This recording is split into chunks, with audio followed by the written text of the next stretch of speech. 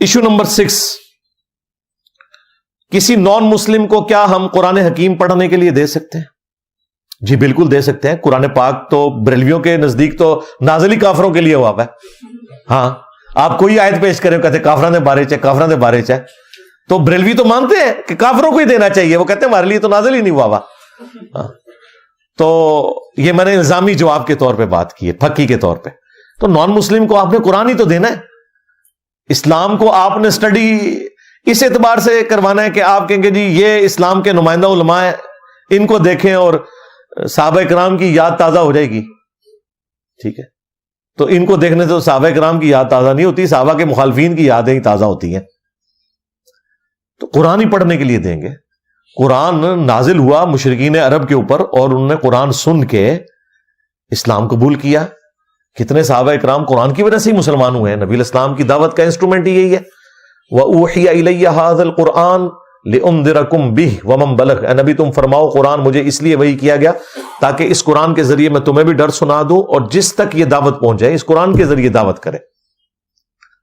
اچھا جب ہم یہ بات کرتے ہیں تو وہ کہتے ہیں چلیں آپ احتیاط کریں ترجمہ دے دیں، عربی والا قرآن نہ دیں.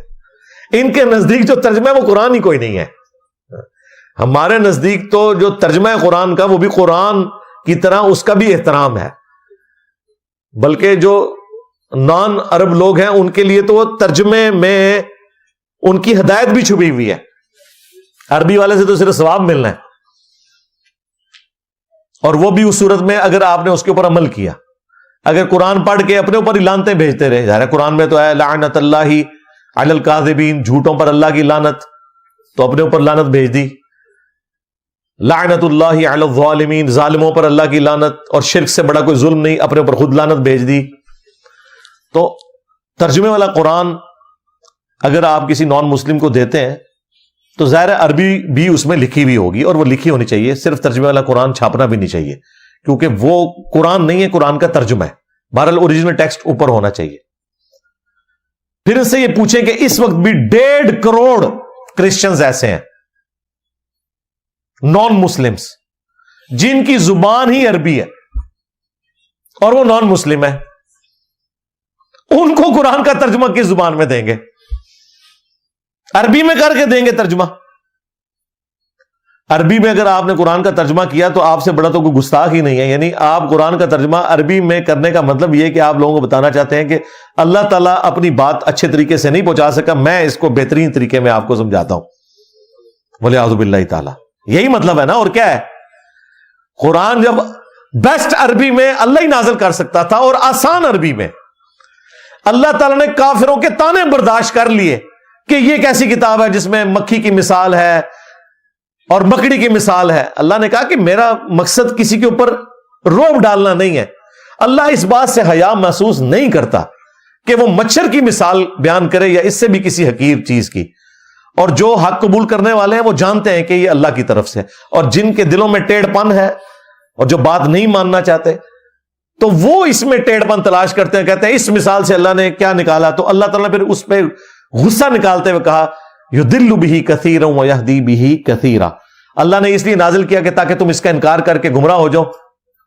اللہ تعالیٰ بہت سے لوگوں کو گمراہ کرتا ہے، بہت سے لوگوں کو ہدایت دیتا ہے، جس کو یہ کہتے ہیں قرآن جو ہے وہ گمراہ کرنے والی کتاب بھی ہے. مسلمان کہہ رہے ہوتے ہیں جی قرآن پڑھ کے آپ گمراہ بھی ہو سکتے ہیں. یعنی آپ نان مسلم کو کہیں کہ یہ لو قرآن پڑھو، 50-50 چانسز ہیں، گمراہ بھی ہو سکتے ہو. ایسا شخص کافر ہے جس کا یہ عقیدہ ہے کہ قرآن گمراہ کرتا ہے. ہاں گمراہ نہیں ہے، وہ کافر ہے. یہ تو بات ہی کچھ اور تھی. اللہ نے کہا جو قرآن کو مانتے ہیں نا وہ ہدایت پہ آ جاتے ہیں، اور جو قرآن کو نہیں مانتے اور کہتے ہیں کہ اللہ اتنی بڑی ہستی ہے، اسے کیا پڑی تھی چھوٹی چھوٹی مثالیں دینے کی. تو اللہ نے تو ہر بندے کو سمجھانا ہے نا.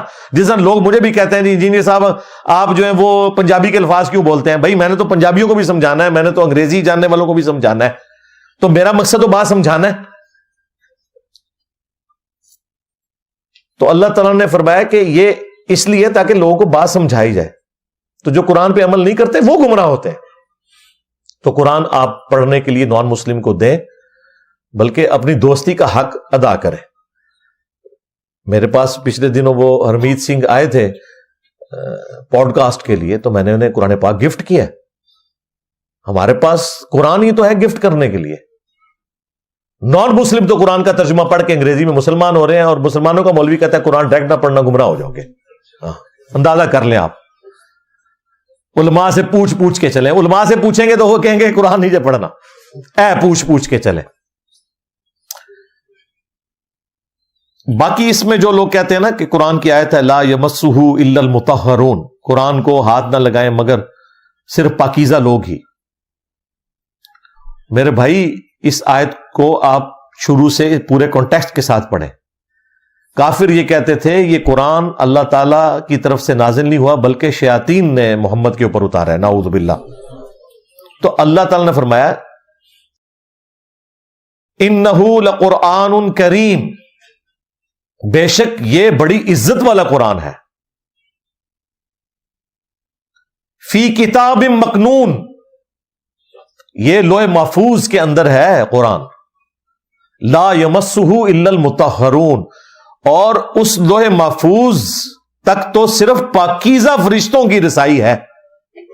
تنزیل من رب العالمین، یہ تو اتارا گیا ہے اس رب کی طرف سے جو سارے جہانوں کا پالنے والا ہے. یعنی جہاں پہ قرآن اللہ نے محفوظ کیا ہوا ہے وہ ایسی عزت والی جگہ ہے کہ صرف پاکیزہ فرشتے وہاں پہ جاتے ہیں. اوریجنل قرآن، یہ اوریجنل قرآن نہیں ہے، اس اوریجنل قرآن کی کاپی ہے. اوریجنل قرآن اللہ کے پاس ہے. بل ہوا قرآن مجید فی لوح محفوظ، یہ اس کی کاپی ہے ہمارے پاس. تو اللہ نے کہا کہ صرف پاکیزہ فرشتے وہاں پہ جاتے ہیں. انہوں نے پکڑ کے اسے فٹ کر دیا کہ جی قرآن کو ہاتھ نہیں لگائیں گے مگر باوضو.